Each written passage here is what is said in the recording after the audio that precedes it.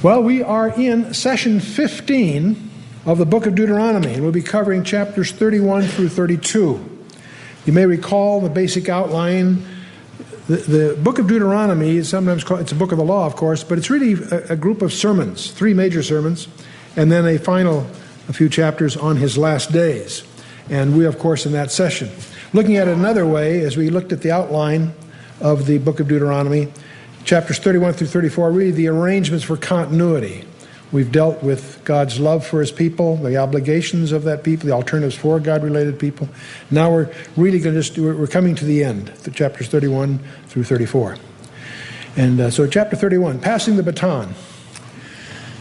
This is the last section, of course, of the book, and Moses had now finished his work as the legislator and ruler and leader of Israel. There, probably next to Jesus Christ, of course, there is nobody in the Bible that has had more impact on the entire human race than Moses.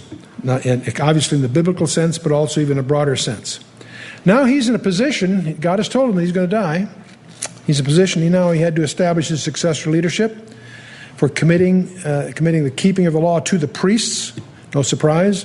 Admonishing the people to obedience. That's been a theme all the way through. Obedience, not a life by rules so much as obedience to those rules as a demonstration, as a response to God's love for the people. The book of Deuteronomy has been a book of love, God's love for his people. Something else he's going to be doing is encouraging them to go forward with the conquest of Canaan. That may sound strange. You say, come on, that's what Joshua's going to do. They're going to go in the land. And remember, the last time they were faced with that opportunity, they turned it down. That's why that entire generation is wiped out. What's happened now is that generation that turned down the opportunity at Kadesh Barnea has passed away. It's their kids that have grown, and 40 years have gone by. And Moses is anxious for them not to repeat the same mistake twice. And I was going to bring it up later, but I'll mention it now so I don't forget. Sometime when you're in the mood, take Acts chapter 7. That's the famous chapter where Stephen, this young deacon, is up before the Sanhedrin.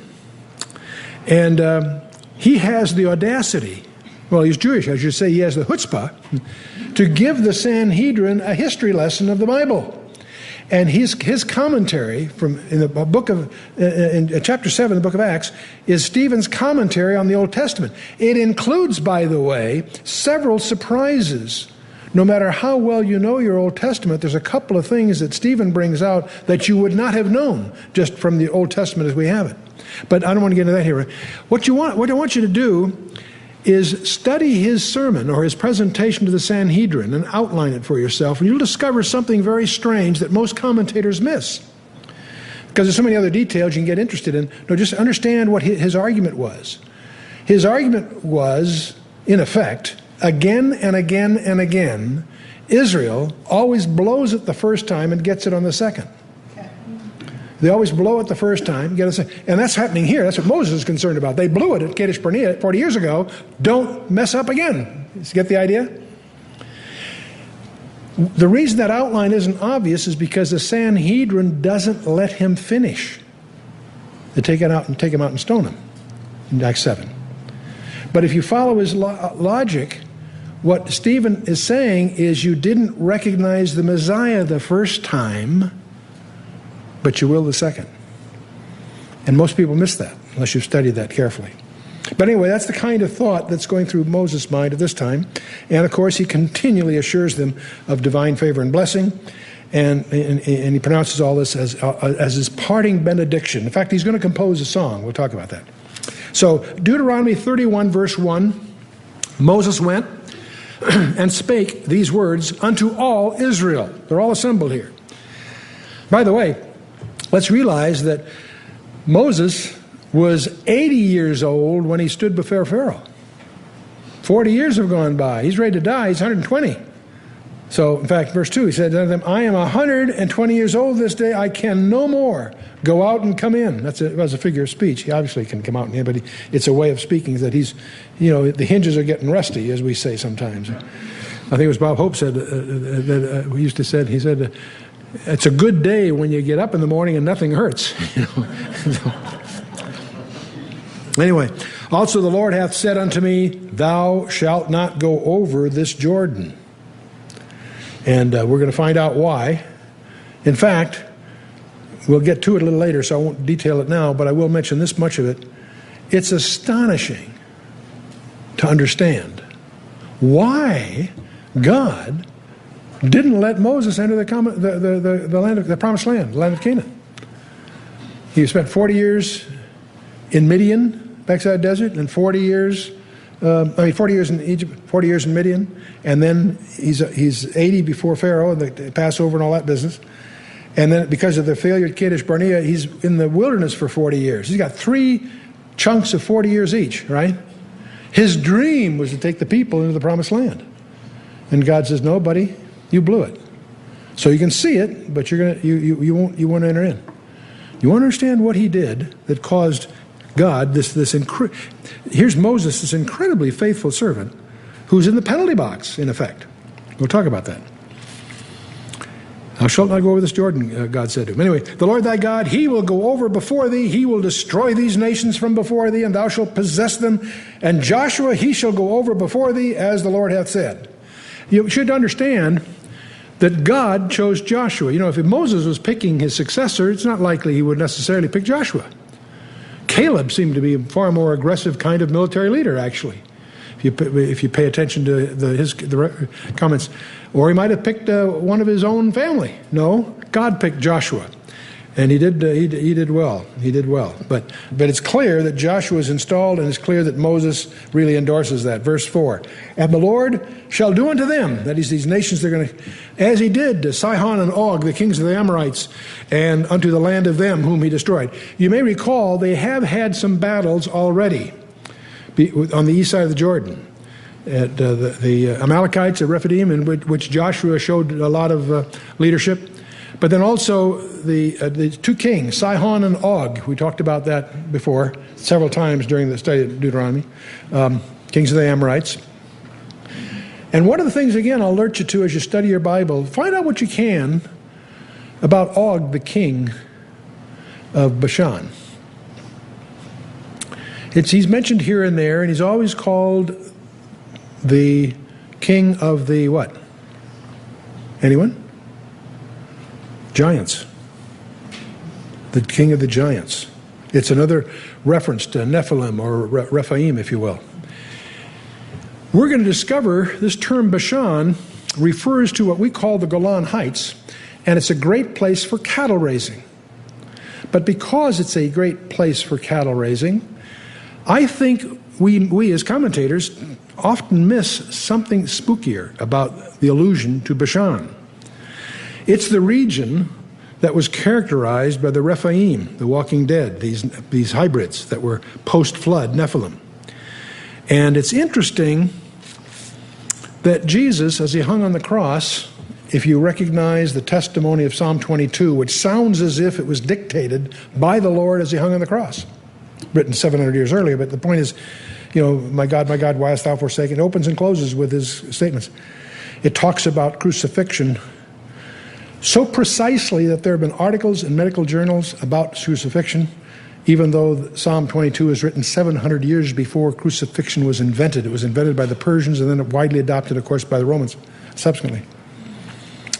But in verse 12 of Psalm 22, Jesus says, the bulls of Bashan have surrounded me. What on earth is he talking about? Is he talking about cattle? I don't think so. Or is that an idiom for something spookier?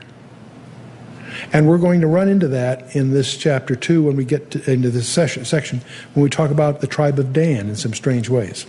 So I just throw it out as a curiosity. Check out what you can find out about Og and that region and the Gilgal, Rephaim, and all that stuff. Anyway, let's move on.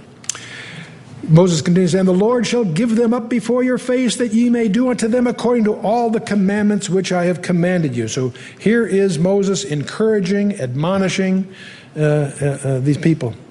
He says, in verse 6, be strong and of good courage. Fear not, nor be afraid of them. For the Lord thy God, he it is that doth go with thee, and he will not fail thee, nor forsake thee. And these people, he doesn't want them to tremble once again like they did 40 years ago before these very formidable people. that inhabit Canaan. It's easy for us to be sort of, pompous here and say, "Gee, don't these guys understand?" Let's put it in perspective. These creatures that populated the land of Canaan had 13-foot long beds. And you read some of the definitions. They were giants. The fact that they were giants isn't the critical issue about them. There's more to it than that. But just take it on face value.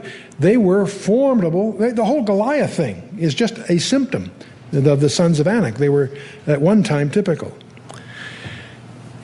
So you can understand that people might tremor, and that's what Moses is anticipating here by hammering this home. And so he doesn't want them to, turn yellow and split. Verse 7, Moses called unto Joshua and said unto him in the sight of all Israel, "Be strong and of good courage, for thou must go with this people into the land which the Lord hath sworn unto their fathers to give them, and thou shalt cause them to inherit it." That's encouragement. It's also a prophecy. So there publicly he's endorsing and encouraging Joshua in front of all the people.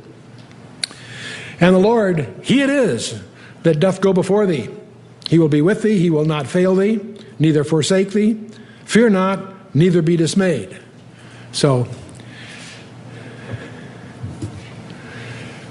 this is, he's probably trying to give him the same lesson that Isaiah got when he was first confronted with the throne of God.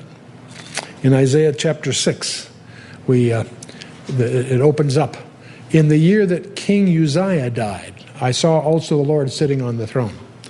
And it goes on. Poor Isaiah, his king, died. He must have been depressed. But what God revealed, he was treated to a vision of the throne of God, if for no other reason, probably several other reasons too, to let him know that the king is still on his throne, the king that counts.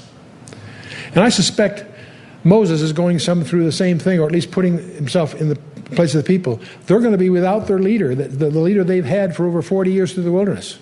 He's going to die. He's making his departure. He's trying to remind them, yes, you've got Joshua, but you also your real resource isn't Joshua. Your real resource is the God that's on his throne who is committed to you. And that's what this whole book is all about. It is he that doth go before thee. He will be with thee. Not Joshua, the Lord, you see. He will not fail thee, neither forsake thee. Fear not, neither be dismayed. How glib it is for us to nod on there, and yet do we apply this? There's going to be an awful lot here that'll really pinch our own shoes as we go through this chapter. It's important for us, on the one hand, to try to put ourselves mentally in the place of this people. Probably over 1 million strong, nomadic group, after 40 years, finally on the threshold of their aspiration to enter the land that's been promised to them. Their leader for 120 years, in effect, is about to leave them, and they have their apprehensions. So that's the historical concept. At the same time, there's much here that fits us today in some surprising ways, but let's move on. Verse 9, Moses wrote this law. Boy, that's news. The seminary professors don't know that. The Graf-Wellhausen hypothesis is, well, they didn't have writing in those days. This was written by someone later. They now know that's nonsense, but that was popular view at some time, and it's been brutally assaulted by the facts from archaeology. And we could talk a lot about the fact that Moses wrote this law, but I can tell you it's been authenticated. It's the highest authentication you can get. Jesus himself told us. He quotes from each book of the 5 books of Moses and attributes it to Moses, if you do your homework. So that's enough for me. Let's move on. Moses wrote this. Oh, by the way, something else. We know from our knowledge of the Torah that he had 70 assistants. Remember when he consulted with Jethro and he was getting too heavy, 70 leaders and delegate some of the authority? He had 70 leaders. He also had scribes. So yes, he wrote it, but not without the help of secretaries.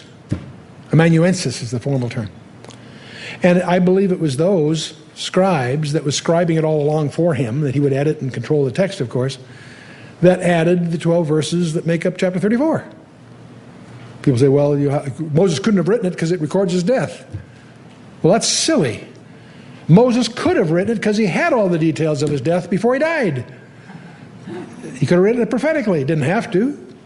He shared it with the scribes. They wrote it, whatever. But we're getting ahead of ourselves. Let's see. That's chapter. We're still in 31. Moses wrote this law and delivered it unto the priests of the sons of Levi, which bear the ark of the covenant of the Lord, and unto all the elders of Israel. And Moses commanded them, saying, at the end of every 7 years, in the solemnity of the year of release, in the Feast of Tabernacles, when all Israel is come to appear before the Lord thy God in the place which he shall choose, thou shalt read this law before all Israel in their hearing. Well, that sounds pretty simple. Once every 7 years, you get everybody together and read the law. You know, if they had done that, the book of Judges would have read very differently. Book of Joshua that succeeds the Torah. In my own little bookmarks, I treat Joshua as the sixth book of Moses, so to speak, because it's pre-Judges, Judges and Samuel. Anyway, the point is that Joshua, a book of conquest, some setbacks, but lots of lessons, but basically victorious. They conquer, after 7 years, they conquer the land of Canaan. The dismal denouement of all that is book of Judges. The generation, the 200 years after Joshua, they blow it over and over and over again. They forsake his word. They get oppressed by the people they were appeasing rather than wiping out. God sends them a deliverer for a while. As soon as they get freed, they go right back to their ways. It's a repetitious tragedy, the book of Judges. And if you want to know what the book of Judges is about, just look around us, because that's what we're in too. But let's move on. Every 7 years, if they had read that, if they'd followed this, if every 7 years they had read that, and where God re-emphasizes they are not to compromise with these particular tribes in Canaan, they are to wipe them out, all of history from that point on, not just the book of Judges, the West Bank would not be an issue. The Golan Heights would not be an issue. The Gaza Strip would not be an issue, but we're getting ahead of this. Okay, let's back to verse 12. Gather the people together, men and women and children, and thy stranger that is within thy gates, that they may hear and that they may learn, and fear the Lord your God, and observe to do all the words of this law, that their children, which have not known anything, may hear and learn to fear the Lord your God as long as ye live in the land whither ye go over Jordan to possess it. You see, what we're dealing with here is the third generation after all the miracles. The whole deliverance of Egypt, those, the 10 different plagues and so forth, death of the firstborn, the deliverance going through the Red Sea, all that. Those eyewitnesses were the ones that didn't have the fortitude, the guts to take the challenge at Kadesh Barnea. So they all passed away. It's their children that are alive here. 40 years. It's their children who are then thus 2 generations removed from that. They're getting all this on hearsay. And so there's a need to have it recorded and emphasized in their culture and so forth. And the Lord said unto Moses, behold, thy days approach that thou must die. Now this is, you see, Moses made reference to this earlier. Now he's detailing what actually happened there. Okay. The Lord said unto Moses, behold, thy days approach that thou must die. Call Joshua and present yourselves in the tabernacle of the congregation, that I may give him a charge. And Moses and Joshua went and presented themselves in the tabernacle of the congregation. Get this. And the Lord appeared in the tabernacle, in a pillar of a cloud. And the pillar of the cloud stood over the door of the tabernacle. That's got to be impressive. That's got to be impressive. We read so much about what's going on in that period. We take this sort of for granted, but there may be a lot of these kids especially seeing something like this for the first time. That this isn't just a heritage, this just isn't a national myth we're following. Here is a manifestation of God's presence and his authority before their very eyes. And the Lord said unto Moses, behold, thou shalt sleep with thy fathers, and this people will rise up and go a-whoring after the gods of the strangers of the land, whither they go to be among them, and will forsake me, and break my covenant which I have made with them.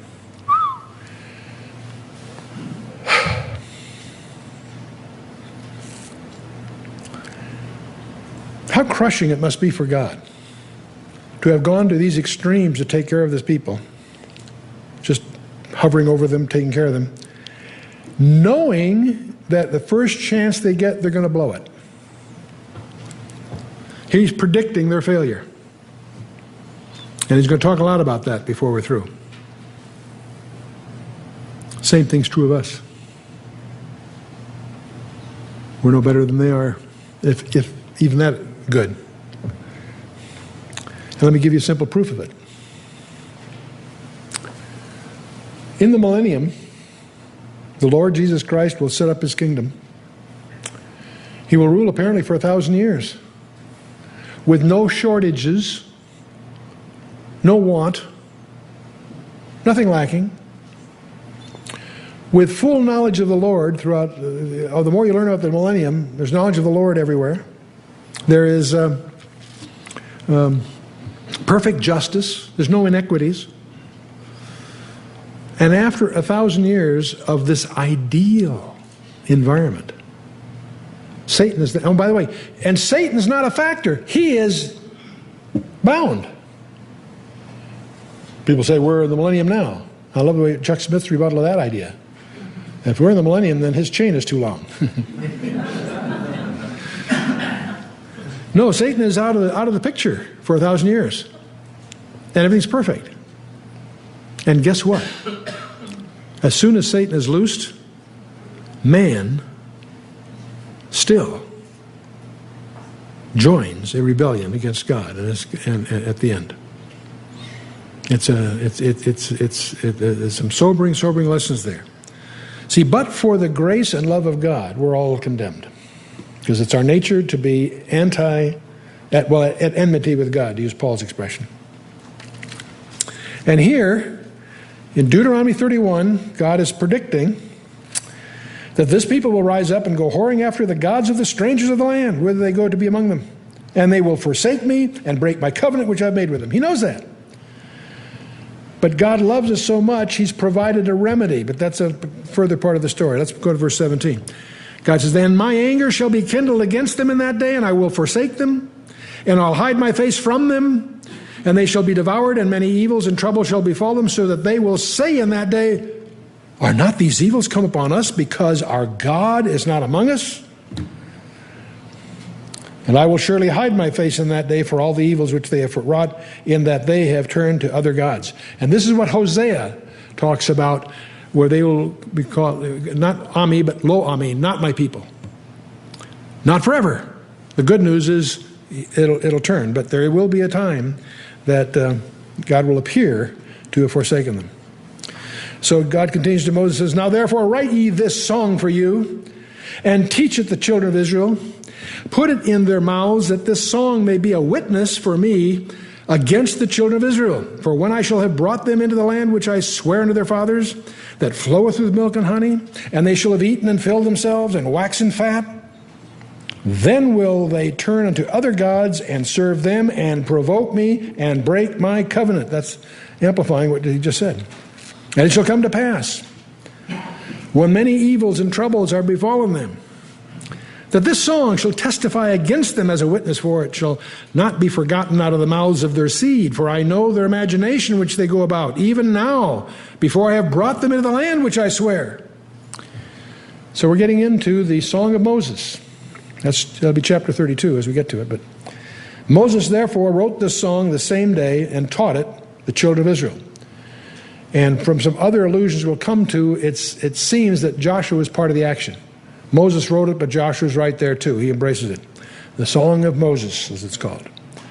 And he gave Joshua the son of Nun a charge and said, be strong and of good courage, for thou shalt bring the children of Israel into the land which I swear unto them, and I will be with thee. That's God speaking to Joshua. And it came to pass, when Moses had made an end of the writing of the words of this law in a book, until they were finished, that Moses commanded the Levites, which bear the ark of the covenant of the Lord, saying, take this book of the law, and put it in the side of the ark of the covenant of the Lord your God, that it may be there for a witness against thee. In the side, the way it's translated, or by the side in some renderings, according to the Targum of Jonathan, it was in a coffer on the right side of the ark that the book was placed. And the Talmudists say that it was put in the ark along with the two tables of the Decalogue, or the Ten Commandments. But 1 Kings 8:9 indicates that only the Ten Commandments were in the ark, at least at that time, by the time you get to 1 Kings. So either this had disappeared by then, or more likely it was in a special place alongside. But it does, fortunately, get discovered by Josiah for the great revival that occurs after the brutal reign of Manasseh and all of that. But we're getting way ahead of the story. Anyway, the book of the law. It's put either in, or more likely in a coffer, in a container right beside the Ark of the Covenant. For I know thy rebellion and thy stiff neck. Behold, while I am yet alive with you this day, ye have been rebellious against the Lord. And how much more after my death? You know, some of those scenes, as you go through the Torah, where Moses is frustrated with his job. And he turns to God, and you have to read those passages. You really have to sort of put it in a New York Jewish accent. I didn't ask for this job. These are your people. You gave this to me. I mean, he really has some candid exchanges with the God of the universe. And God plays with them too. God says, well, I'll just wipe them out and start over again. He's not going to do that, but he pretends he's going to do that to Moses. And Moses said, well, wait a minute, you can't do that. What are your enemies going to say? The enemy's going to say that you weren't able to deliver these people. You know, he turns it around, so he sort of talks God out of it. But you can almost see a smile on God's face as he plays with this very Jewish Moses, you know. But here he is, he's saying, you know, I know thy rebellion and stiff neck. Behold, while I am yet alive with you this day, ye have been rebellious against the Lord. How much more after my death, when I'm out of here? See? Gather unto me all the elders of your tribes and your officers, that I may speak these words in their ears, and call heaven and earth to regard against them. For I know that after my death ye will utterly corrupt yourselves and turn aside from the way that I have commanded you, and evil will befall you in the latter days, because ye will do evil in the sight of the Lord, to provoke him to anger through the work of your hands. You know, he's going to call all the elders of the tribes and the officers around him. And you're going to have a scene forthcoming. After 32 will be the Song of Moses, and 33, chapter 33, Moses will speak to them in a manner very similar to what Jacob did in Genesis 49. When Jacob was on his deathbed, he had the 12 sons come around him. And I should actually say there were 14, but let me confuse the story for the moment, because he also had the two sons of Joseph there too. But he then prophesied. Jacob blesses each of the 12 tribes. But chapter 49 is a concatenation of these cryptic prophecies that are really worth your study in terms of the future history of each of the tribes that will descend out of the 12 sons of Jacob.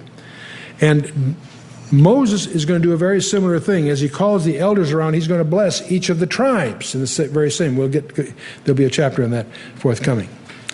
But the main thing I'd like to focus on here a little bit is that this statement in verse 29 that Moses made 3,500 years ago is still accurate. It's still true.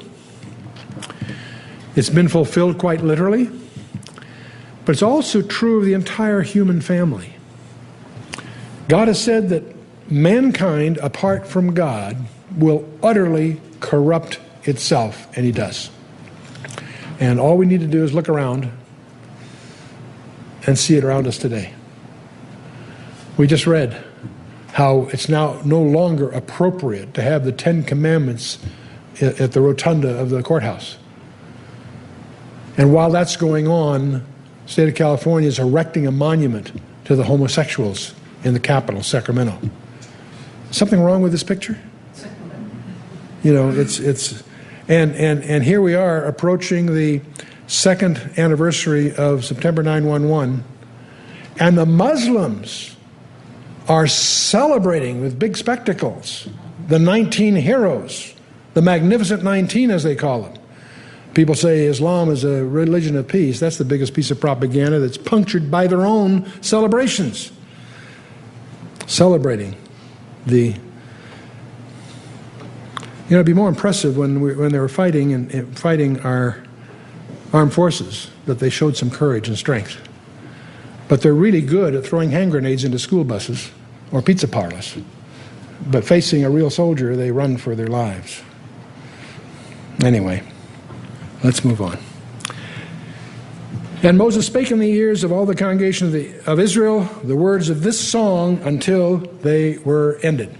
Now this what we're going to see in the forthcoming chapter 32 is a little different style than the rest of the book. It's more poetic, and you might call it rock music, because it's all about the rock, Jesus Christ. Okay, and you've been laughing. It's in there 7 times, so you'll see. Let's keep moving here, and we can get through this. Deuteronomy chapter 32 is called the Song of Moses. And obviously in the Hebrew the style is different and so forth, but we'll obviously struggle through the translation. Give ear, O ye heavens, and I will speak.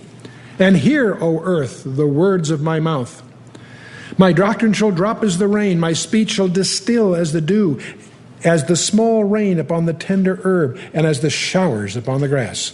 Because I will publish the name of the Lord.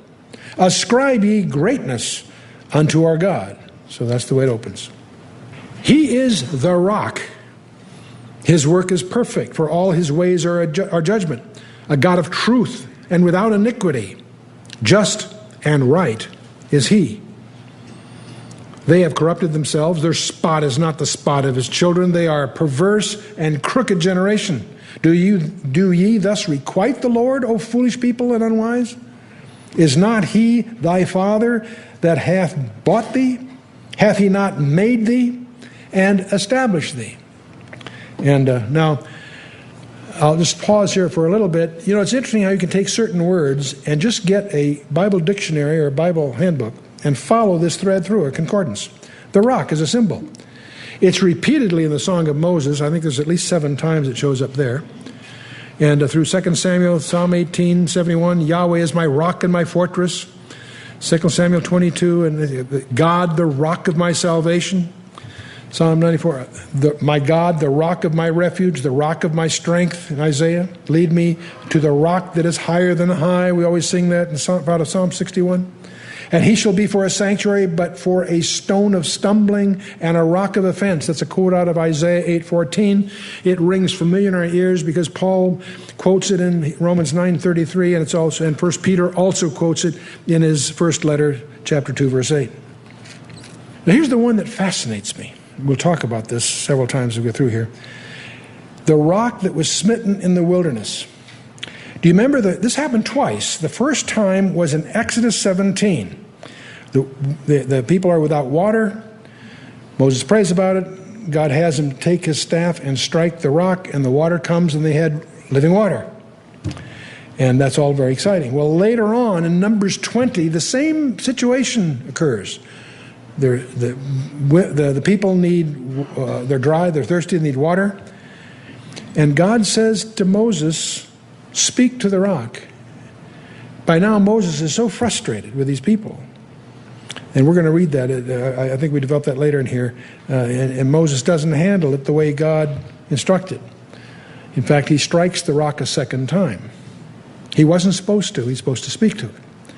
And but many commentators point out that part of what was going on here was that Moses was miscommunicating to the people. God was not angry with them. Moses was. And because Moses was, the people would infer that God was mad, and God's upset about being misrepresented.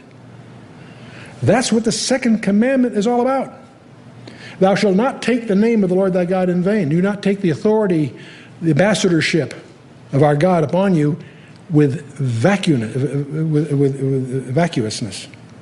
And now what's interesting, in 1 Corinthians chapter 10, verse 4, Paul gives us an insight. He says that rock, speaking of the rock, the water in the wilderness, was Christ. Now, he doesn't mean it was literally Christ. Don't start making comic book things here. He's speaking idiomatically, and yet it represented Christ. And there's a great insight that we'll get into. Well, I think, as I recall, I think I have some further notes about it later, but let's keep moving here. Deuteronomy 32, verse 7, remember the days of old, consider the years of many generations. Ask thy father, and he will show thee, thy elders, and they will tell thee. When the Most High divided to the nations their inheritance, when he separated, get this, when he separated the sons of Adam, he set the bounds of the people according to the number of the children of Israel. What? What's that all about? Is there an insight here? I used to run into this when I was a teenager, first getting interested in the Bible. I used to run into some of these weird notions, and I was intrigued, but I set them aside as sort of a little strange, and I began to realize that, go on, no, those aren't the inferences of some kook. They are biblical. When the Most High divided to the nations, he's talking about the Gentiles, to the nations their inheritance, when he separated the sons of Adam, this should echo Genesis 10, Table of Nations, right? He set the bounds of the people according to what? The number of the children of Israel? Wow. The Lord's portion is his people, Jacob's the lot of his inheritance. Now, there is something you'll encounter that's a little puzzling. You may recall, when you get to Genesis 10, you have this list of all the descendants of Noah, Ham, Shem, and Japheth, and then all their descendants are listed. And out of those ancient tribal, you need to get familiar with those tribal names in Genesis 10 to follow a lot of the prophecies throughout the rest of the Bible, because often peoples are referred to by their forebears. And that's our fault, because we keep changing the names of things. We've talked about that several times. There's a place called Petrograd that later was called St. Petersburg. Then it was called Leningrad. Now it's called St. Petersburg again. What will it be called next year? Who knows? Yeah? And we have all these. There was Byzantium that then became Constantinople, the capital of the world. Now it's Istanbul. We keep changing the names of things. You all remember? How many remember Cape Canaveral? You remember that old name? Yeah. Now it's called what? Cape Kennedy. It came close to be calling Cape Hillary, but we settled that, I think. So if you're Isaiah and you're called upon to talk about the Persian Empire 100 years before it surfaces in history, how do you call it? How do you talk about it? Elam. You deal with their ancestors. See, we don't change the names of our ancestors. And so these Table of Nations is useful. But what's interesting, when you go through them all, you'll discover there are 70 there. What makes that so interesting? Well, because in Genesis 46:26, we have the number of people that, remember how the whole story of Joseph, how ultimately Jacob and the whole family get down to Egypt. How many people are down in Egypt? In verse 26 of chapter 46 of Genesis, it says there's 66. The next verse, it says there's 70. When you get to Stephen in Acts 7, Stephen says there were 75 that went down to Egypt. And the commentators have a field day with this. I mean, the conservative ones have it all straight, but the point is, the liberals say, see, this just shows that the text is corrupted, or this or that is. No. You see, what is not counted in the 66, of course, is Jacob and Joseph, and Joseph's two sons who are already there. So if you take the 66 plus 4, you get the 70. But there's 70 in. See, the family of Jacob went down there as a family of 12, and they come out of Egypt as a nation in Exodus. The nation Israel is considered to have been born in the Exodus, and it consists of 70. And is there a linkage? Well, you see, then you get this whole business of the 75 of Stephen. Stephen is brought up on the Septuagint, and the Septuagint makes reference to Joseph's five grandsons.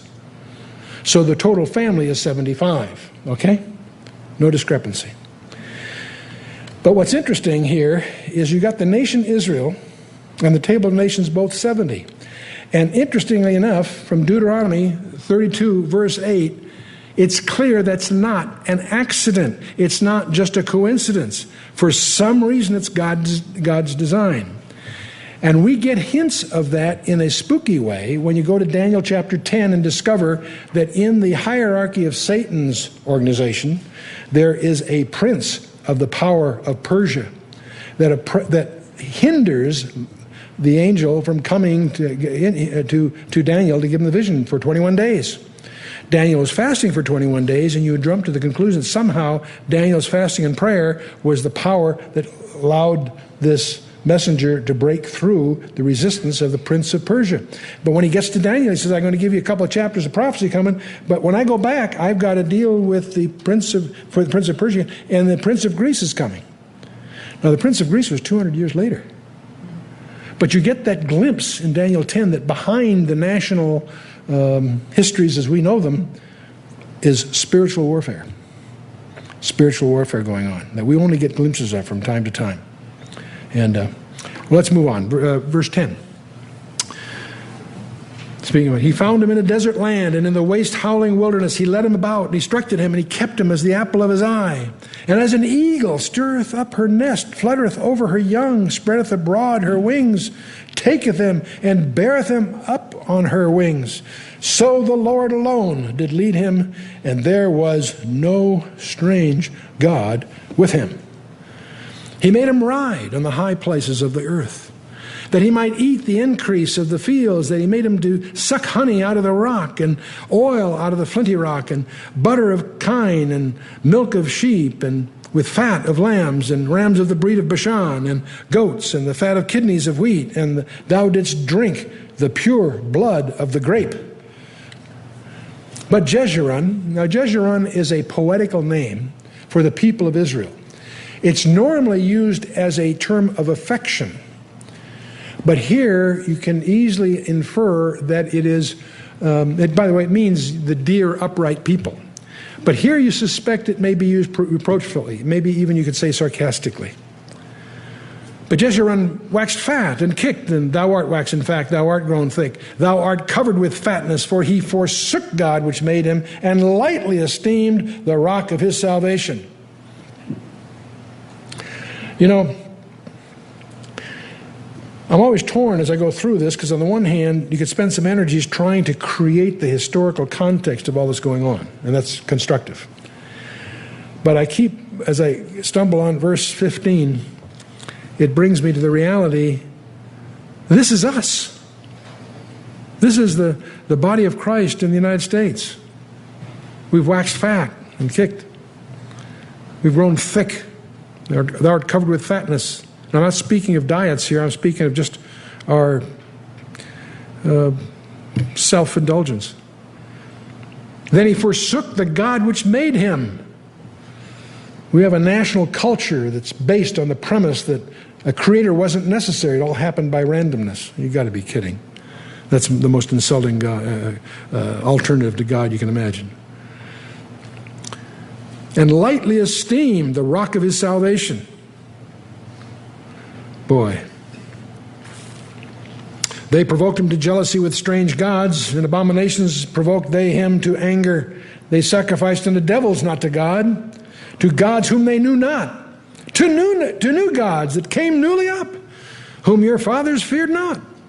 Of the rock that begot thee, thou art unmindful, and hast forgotten God that formed thee. And when the Lord saw it, he abhorred them because of the provoking of his sons and of his daughters. Boy, boy, boy. And he said, I will hide my face from them. I will see what their end shall be, for they are a very froward generation, children in whom is no faith. Boy, boy, boy. They have moved me to jealousy with that which is not God. They have provoked me to anger with their vanities, and I will move them to jealousy with those which are not a people. And I will provoke them to anger with a foolish nation. For a fire is kindled in mine anger, and shall burn into the lowest hell, and shall consume the earth with her increase, and set on fire the foundations of the mountains. I will heap mischiefs upon them, I will spend mine arrows upon them. They shall be burnt with hunger, and devoured with burning heat, and with bitter destruction. And I will also send the teeth of beasts upon them, with the poison of serpents of the dust. Whew.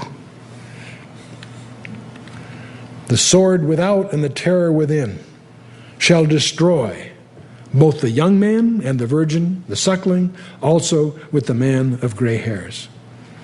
I said I would scatter them into corners, I would make them remembrance of them to cease from among men.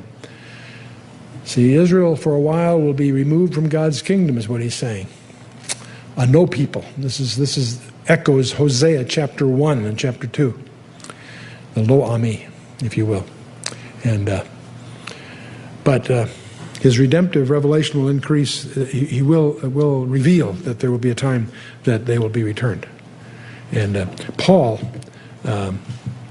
interprets this as the fulfilling of the coming of the Gentiles, as well as the Jews, to the end of the new covenant. He quotes this in Romans chapter 9, verses 25 and 26. Paul also gives a turn to this idea, that the idea of Israel's jealousy in the favor that God has shown to the Gentiles, in effect.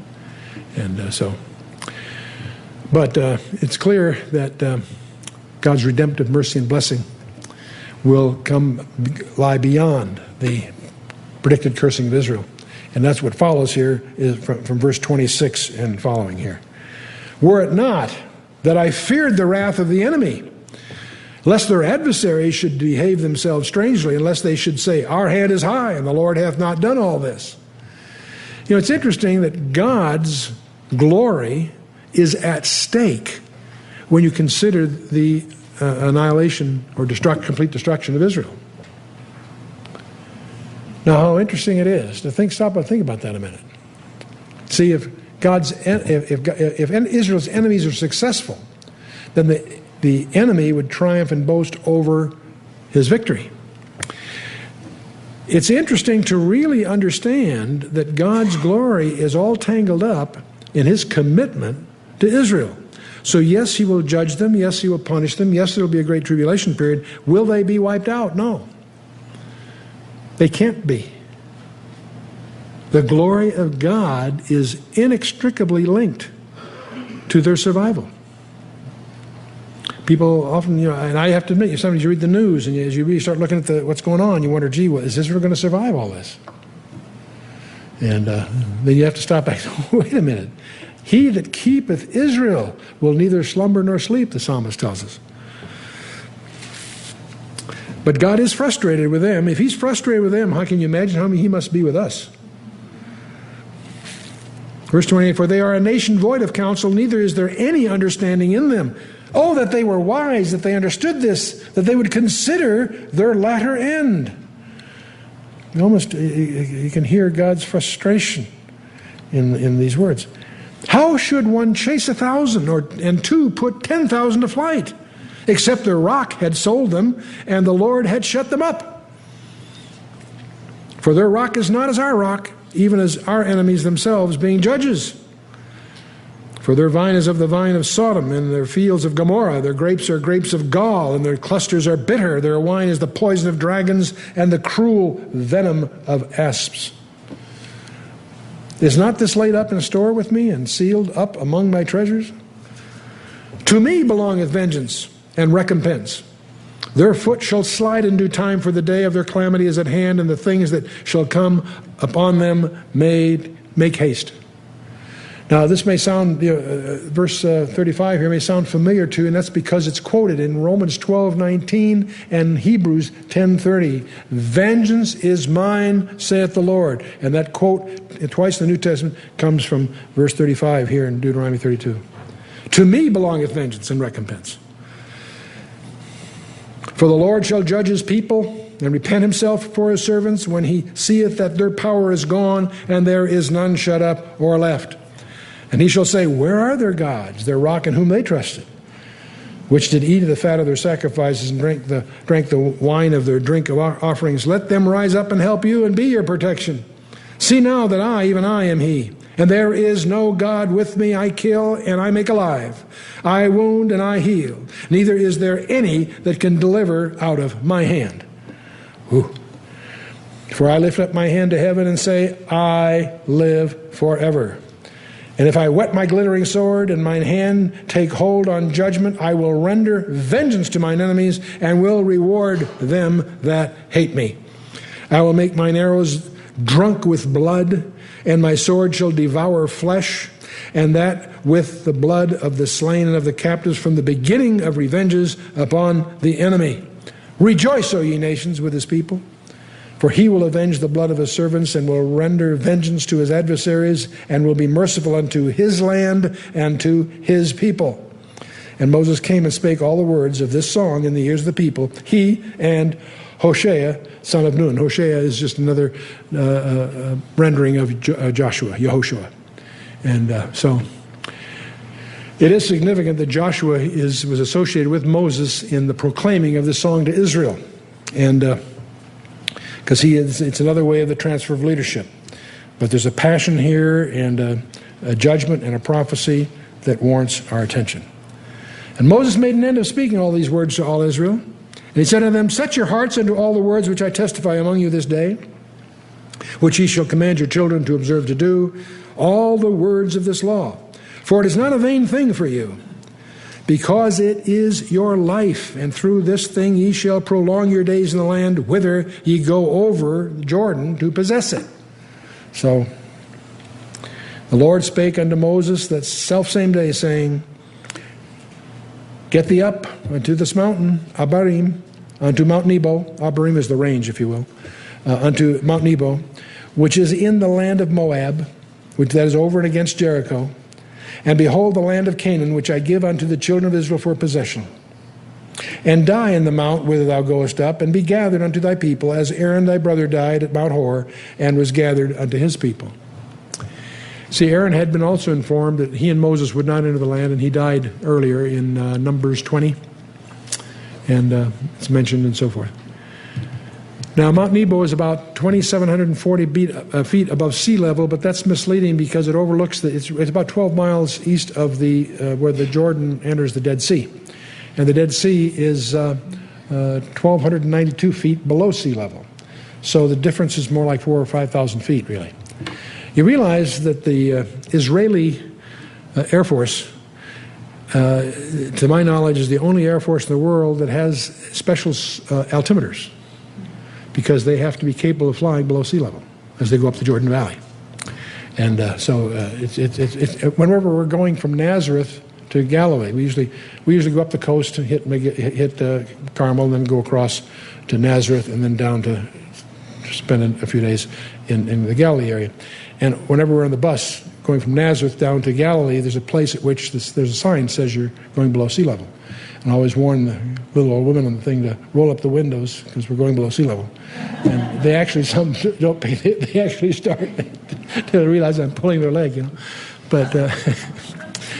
But anyway, from that place, you can, if you visit that side in Jordan where we're talking about Mount Nebo, you can look about 120 miles to the north and see Mount Hermon, the snow-capped mountain to the north tip of Israel. And you sometimes can see all the way to the Mediterranean, depends on the weather and so forth. But Mount Hermon's about 100 miles to the north, 120 miles, I think, to the north. It's about 9,000 feet high, so it's very prominent on the distant horizon. And, of course, you have the whole Jordan Valley in front of you. That would be the view that Noah was given. And then he used to go up the mount by himself and die. And we'll talk a little bit more about that before it's all over. But finishing the chapter here, because ye trespassed against me among the children of Israel at the waters of Meribah, Kadesh, in the wilderness of Zin, because ye sanctified me not in the midst of the children of Israel, yet thou shalt see the land before thee, but thou shalt not go hither, go thither into the land which I give the children of Israel. Now, let's go back. Let's pause here. This is pretty much the end of the chapter. Let's turn to Numbers 20, verse 7 through 9. I'll put it on the screen. Going back, this is the second. You remember the first occasion was at Meribah, where he told him to smite the rock.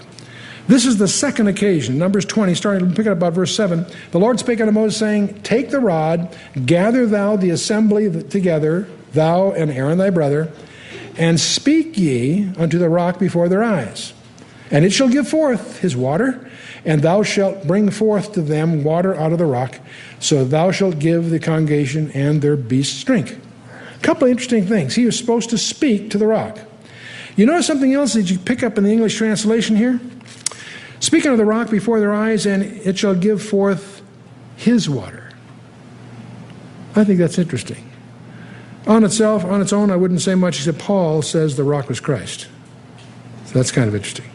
Well, we get to verse 9 there. And Moses took the rod from before the Lord as he commanded him. And Moses and Aaron gathered the congregation together before the rock. And he said unto them, listen to what Moses said. Hear now, ye rebels. Must we fetch you water out of this rock? Who's getting the credit here? Hey, you rebels, must we? Aaron, if Aaron and I weren't here, you'd go starve, huh? Must we fetch you water out of this rock? And Moses lifted up his hand, and with his rod he smote the rock twice. And water came out abundantly, and the congregation drank, and their beasts also. What's wrong with this picture? Well, a couple of things. The Lord spake unto Moses. I sort of visualize saying, Moses, come on over here for a minute. Spake unto Moses there, and says, Because ye believed me not to sanctify me in the eyes of the children of Israel, therefore ye shall not bring this congregation into the land which I have given them. What a blow. What a blow. Moses will die at 120, 3 segments of 40 years in his life. 40 years come of age, in effect, 40 years in the backside of the desert, and then 40 years wandering in the wilderness with these people. His dream is to enter the land of their own. Nope, not going to happen. Now, it's interesting. If Moses had followed God's instruction, 2 things would have been true. One very real one is that he would have given a different impression. God was not mad at them. He would have spoken to the rock, the water would have come, and give God the glory. He's providing the water. But there's another more subtle thing here that I think is kind of interesting. If you recognize Paul's identity, which is mentioned several times in Scripture, that the rock represents Christ, it's interesting to realize that if Moses had done it properly, the rock would have been smitten the first time, but not the second. It would model the 2 advents of Christ. He was smitten once and for all. Not by smiting it again, it breaks the model, it breaks the idiom, if you will. Now this gives you an interesting echo when you go to Luke 4 and you recall how Jesus read from the book of Isaiah as his mandate for the ministry. And in the synagogue of Nazareth, he opens the scroll of Isaiah to that place we call chapter 61. And he reads from verses 1 and 2, but he does it, and then he closes it, and he says, This day is this scripture fulfilled in your ears. When you look carefully at what he read as quoted in Luke 4 and compare it to Isaiah 61, verse 1 and 2, you discover something strange, that Christ, you recognize, even in the different translations, you recognize the passage, but he stops at a comma. And when he gets that comma, he closes the book and says, This day is that scripture fulfilled in your ears. We say, gee, what came after the comma? Because he's going to preach healing and goodwill and so forth. He stops at the comma, and the day of vengeance of our God. That comma has lasted 2,000 years. It's a comma between his first and his second comings. And he was smitten in the first one. He will do the smiting in the second one. And Isaiah 63 dramatizes his warfare when he returns. His clothes are splattered with blood. Not his blood, the blood of his enemies. Isaiah 63, read it through. So it's interesting that Moses' action here has 2 aspects. It was inappropriate witness to the people, and that's very important. It also, I believe, broke a model that God was intending to hide there for our learning. And so ends session 15.